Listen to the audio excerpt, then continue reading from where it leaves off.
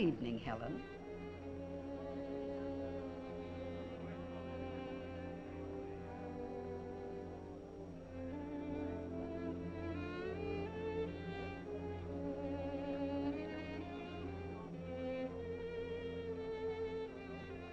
I suppose Helen's mother is trying to protect her.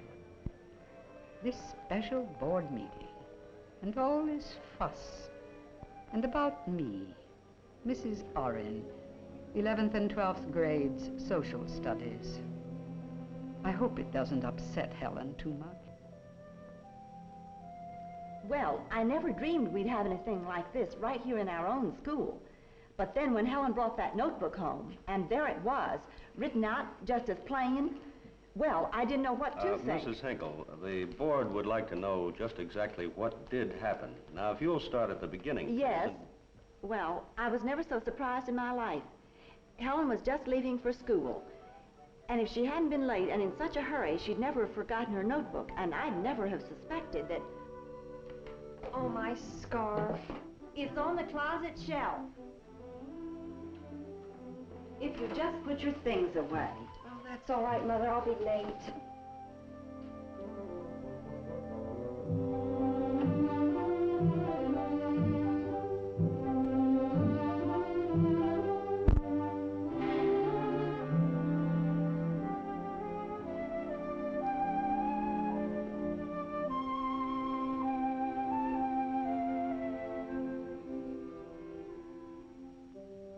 Social Studies, Helen Hinkle, 12B. My, but they do grow up fast. Law of supply and demand. Unions and management. Government ownership and capitalism. Church and state. Systems of government. Monarchy, democracy, communism. Communism.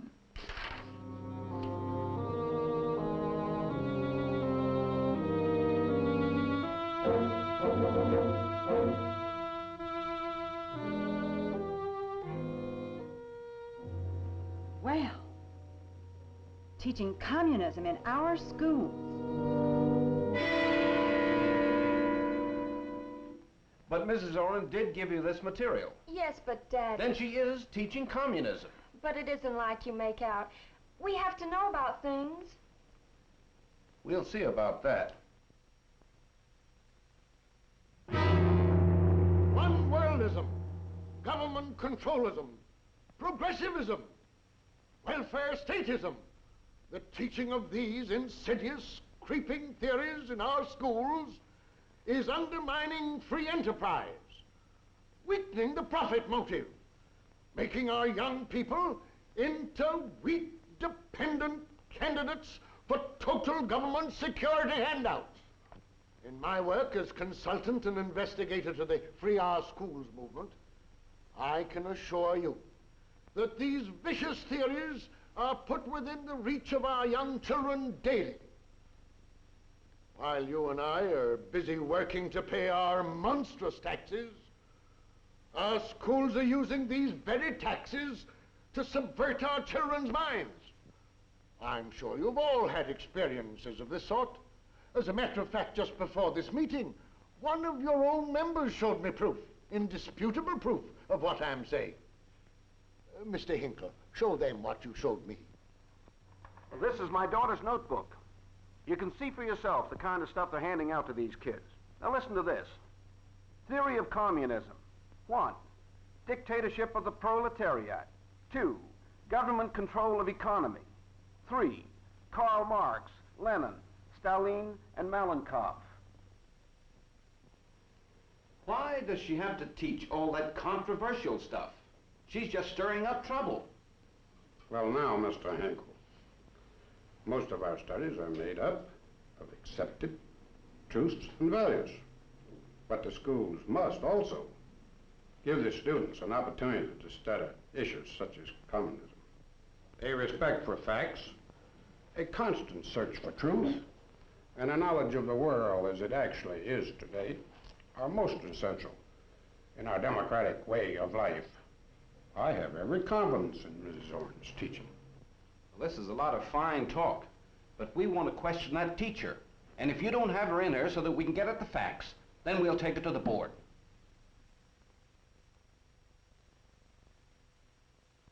It has been charged, Mrs. Orin, that students in your classes are getting un-American ideas, and that you are responsible.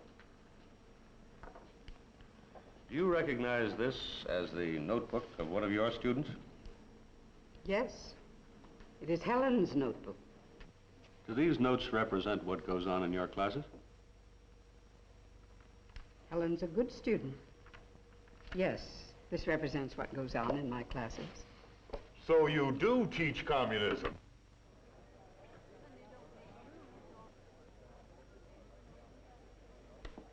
Mrs. Orin, will you explain? Well, I teach about communism. I'd rather say that we study about it. I feel an obligation to help my students find out everything which affects their lives. And I think you will all agree that communism has affected each and every one of us. If we don't understand all the facts about communism, how can we know how to fight it? You do teach communism, then? Of course I teach about communism. I'm not afraid of the word. And I think you will all agree that it is one of the most disturbing influences in the world today. Why is it, Mrs. Orin, that these controversial subjects seem to come up in your classes? If you could all be with me in a 12th grade classroom, try and remember how interesting and new everything is at that age. How exciting every idea, as if no one had ever thought of it but ourselves. There is always a kind of anticipation before class. We have our regular assignment, of course, but you never know how these fresh young minds will grapple with it. Get at the meat. Take the situation that came up just last week. There was Howard Lang and Joe Kendricks. They're both smart boys. Howard's father is an accountant for a local company, while Mr. Kendricks is very active in the union there. It was in economics. All right, Joe? The law of supply and demand means that in a free economy, the supply of goods and the demand for those goods will automatically set the price. But the people who work in factories are selling their work, and sometimes there are more people willing to work than there are jobs. And then if you let wages be set by the law of supply and demand, the workers wouldn't make enough money to live on. That's why they organize. There we have a typical situation. What would you have a good teacher do? How would you have her use this real interest to help students learn? Howard? The workers would be better off without a union. Every employer wants his workers to be satisfied. Union bosses just keep things stirred up enough so they can keep their union jobs. Now I knew that both Howard and Joe were expressing attitudes they learned from their parents. And certainly it's not a teacher's place to say that one is right and the other wrong. But you do want them to learn and to think. This is the purpose of all our teaching. Well, Joe agreed to report on management's viewpoint, and Howard to report on unions. All the rest of the class decided to find out what management and the workers had in common. Information was the first thing the class needed. Some could be gained from books, newspapers, magazines. Joe visited and talked to some of the local factory managers. And Howard visited union headquarters. In the discussion a week later, Joe had a much better understanding of management problems, and Howard had actually talked with a union leader. By gathering and evaluating information, they learned to make sound judgments. I think that every member of the class sees that both labor and management have much to gain under our competitive, free enterprise economy. Well, I guess you handled that all right. But it seems to me, Mrs. Orin, that perhaps you have a particular liking for these, controversial subjects. It is true that in the social studies, such as history, economics, government, there are many differences of opinion. But most teachers run into the same kinds of problems. Take our biology class, for example. But what I don't understand is how these animals could have been on Earth millions of years before man, and the Bible says the whole Earth was created in only 6 days. The students are going to need a lot of facts and do a lot of real thinking. But it seems to me that science and religion, when fully understood, strengthen each other.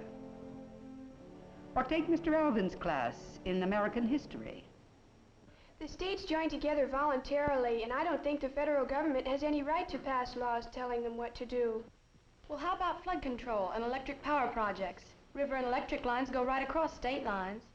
Some states have more money than others. I think the federal government should use some of that money in the states that don't have so much. They could use it for schools, or for roads, or public health. Things that would help all the people in the whole country. Yes, but they always tie strings to money like that. If we use their money, they'll try to tell us how to run our schools and elections. But it's for the good of all of us. Aren't we all part of the federal government? Now these are real issues. The kinds of issues they will soon be called on to help decide. All their school life, they have been learning to study, evaluate, and then take action based upon intelligent decisions. Students must be allowed a chance to study and learn about these issues if our democracy is going to survive. But Mrs. Orin, how can we be sure that the teacher's thinking on all these things is right? Right? What do you mean by right? These are controversial subjects, and the teacher's job is not to decide them. That is a job for all the people. The teacher helps students learn how to think, not what to think about them. There have been times and places where the government thought it knew what was right and told the teacher exactly. There was a time in Germany and in Italy and in Japan and now in Russia. The United States. Somehow I can't fit our country into that pattern. We are a nation of free individuals. We have always had differences. The great issue of slavery, of votes for women, of prohibition, of child labor. These issues have always been freely discussed and debated in America. This is all very well, Mrs. Orin, but let's get down to brass tacks. Do you or do you not teach communism in your classes?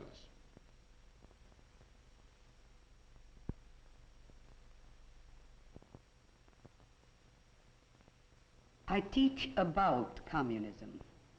I do not advocate it. I am not afraid of our citizens' decision on communism if all the people could know all the truth about it, the real dangers it presents to our free and democratic way of life.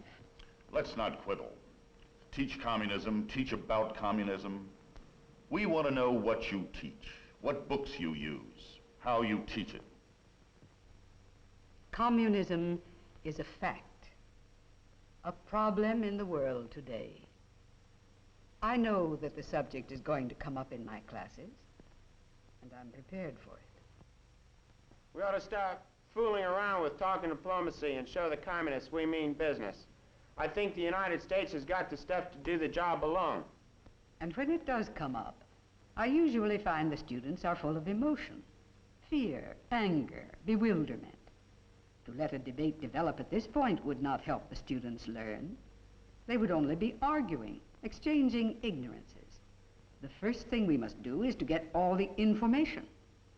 We can begin by finding out something of the Russian people and their history. The poverty and ignorance under the Tsars, which made any change seem one for the better. From current news and magazines, we can follow the words and the activities of the present-day communist government. and see that where hunger, poverty, and ignorance exist, communism can seem a change for the better. We can study the theory of communism and learn how its present masters have used the ingredients of terror and obliterated the most elementary rights of free men. We can use the works of communists themselves, and knowing the source of the material, can see the distortions which the communist can give to the simplest facts. I'll read you a quotation from a communist book. This is what the communists say about our public school system. The whole American school system acts in the spirit of a militaristic program. The syllabuses and textbooks in American schools are imbued with racist ideology and teach hatred to everything outstanding and advanced. The word peace is forbidden in American schools. And finally, we can intelligently compare communism with our own form of government. That's right, Jim. In a democracy, we have freedom of religion.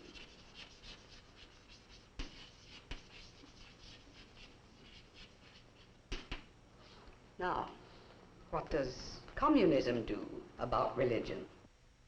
Communists say religion is the opiate of the people.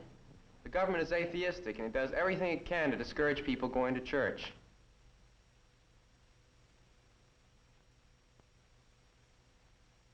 Jean? In a democracy, we have trial by jury. But under communism, the people have no protection against the secret police.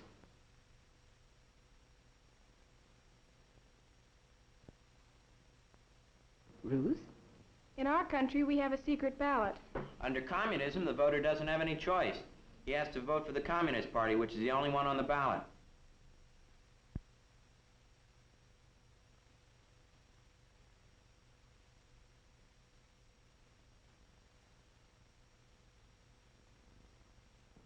We have freedom of speech and a free press. Communist newspapers and radio are all controlled, and they don't dare say anything against the Communist Party. Under communism, the teachers can only teach what conforms to the communist ideology, while we have freedom to learn all sides of the question.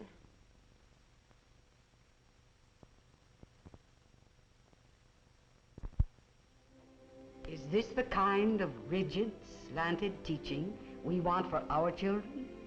Or do we want our children to know how to get at the facts and think for themselves? From the very first grades, teachers try to give students a respect for truth, a feeling that they are free to ask questions, to speak their thoughts.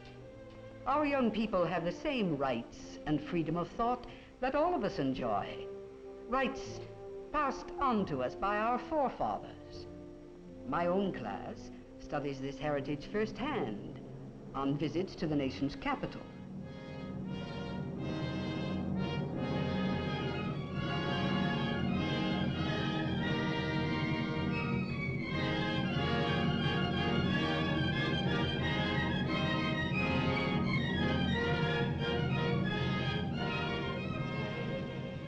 They learn that the men who signed the Declaration of Independence risked lives and fortune that we might fear no tyrant. They learn that the victories of freedom were not easily won. With this understanding, they too can swear upon the altar of Almighty God eternal hostility to all forms of tyranny over the mind of man. This is our problem today.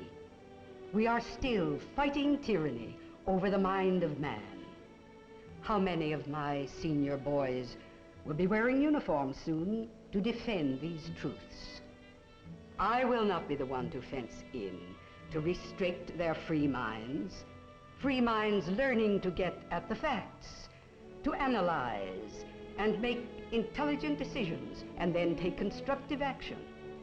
Free minds, unprejudiced and unafraid, are the best tools we have to build a better, freer world. Free minds are the best weapons we have with which to defend it. No, I will not be the one to starve and stunt these minds, to rob them of their birthright of freedom, guaranteed them by their country. Still, despite all fears and pressures, the freest country in the world.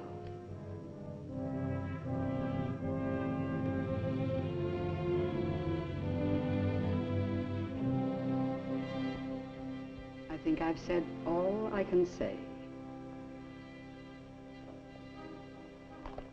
Thank you, Mrs. Orin.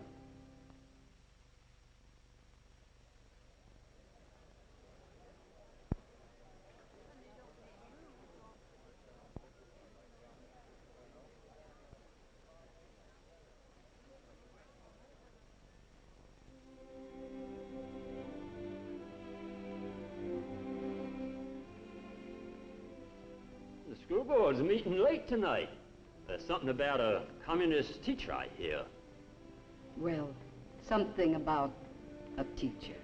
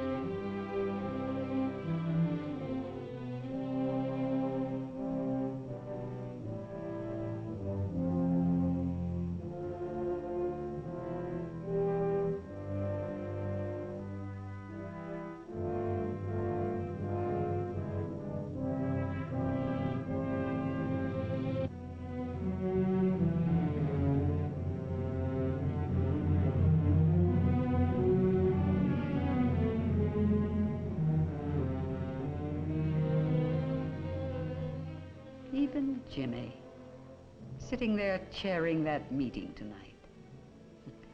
I almost called him Jimmy. Surely he knows me better than to think.